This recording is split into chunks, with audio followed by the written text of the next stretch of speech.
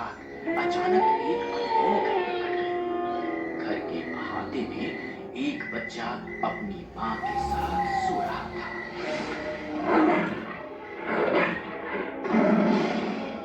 बचाओ! बचाओ! भेड़िया मेरे बच्चे को उठा ले गया। अरे कोई बचाओ! मगर बच्चे का कोई पता नहीं चलता है। दूसरे दिन गांव में हंगामा हो जाता है। सभी इस बात से कंफ्यूज हो जाते हैं कि बच्चे को लेकर कौन गया। माँ कह रही थी कि भेड़िया ले गया, जबकि उसके घाट से गांव के जंगल तक आगे भेड़िए के पंजे के निशान तो थे, पर साथ ही पीछे इंसान के पैरों के भी निशान थे। इसके बाद उस गांव में ही नहीं, आसपास के गांव में भी 4-6 बच्चे और 1-2 जवान बूढ़े भेड़िए का शिकार हो गए। हर जगह भेड़िए के पैरों के निशान के साथ साथ इंसान के पैरों के भी निशान देखकर हर कोई कंफ्यूज हो गया। अरे खिलावन, कहीं ये भूत प्रेत का चक्कर तो नहीं? मुझे भी यही लगता है, इसलिए मैंने ओझा बाबा को बुलाया है। लो, ओझा बाबा आ गए। वहां भेड़िए और इंसानी पंचों के निशान देखकर ये क्या बला है गुरुजी? ये तो वही इंसानी क्रिया लगता है जिसके बारे में मैंने भूत प्रेत योनि पुराण में पढ़ा था। आधी रात के बाद आखिरी प्रहर में कई जानवरों की आत्मा इंसानों में प्रवेश कर जाती है। भागो भागो! हाँ! बचाओ बचाओ बचाओ! ओझा की मौत के बाद तो उस गांव में ही नहीं, आसपास के गांव वालों को भी अपनी मौत सामने नजर आने लगती है।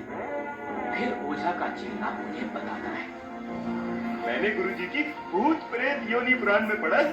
आधी रात को जैसे ही किसी जानवर की आत्मा इंसान में प्रवेश करे, कैसे भी उस जानवर का सर जला दो। उसका दिमाग जलते ही आत्मा हमेशा हमेशा के लिए इंसानी शरीर से मुक्त हो जाएगी। मगर समस्या ये है कि भेड़िया आधी रात के आखिरी पहर में किसी इंसान के शरीर में प्रवेश करता है, ये कैसे पता चले? और ये कि आज रात को किसी के शरीर में प्रवेश करने वाला है। उसी के जो उसे आधी रात को जंगल में मिलेगा। उसने मेरे बेटे को मारा है। मैं उसे जिंदा जलाने के लिए जंगल में मिलूंगा।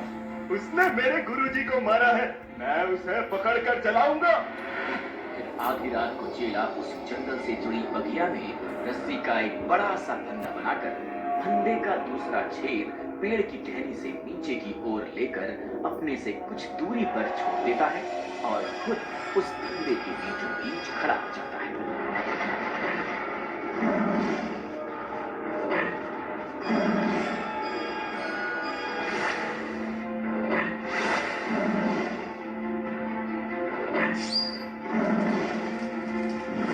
हमारा गांव भेड़िए के आतंक से हमेशा के लिए मुक्त हो गया। हम तो बहुत परेशान हो गए थे।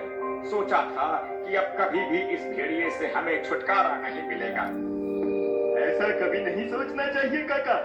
कभी भी एक बात याद रखो, समस्या हो या जिंदगी, जो शुरू हुई है वो खत्म भी होगी। बस खत्म करने का जरिया हमें ढूंढना आना चाहिए।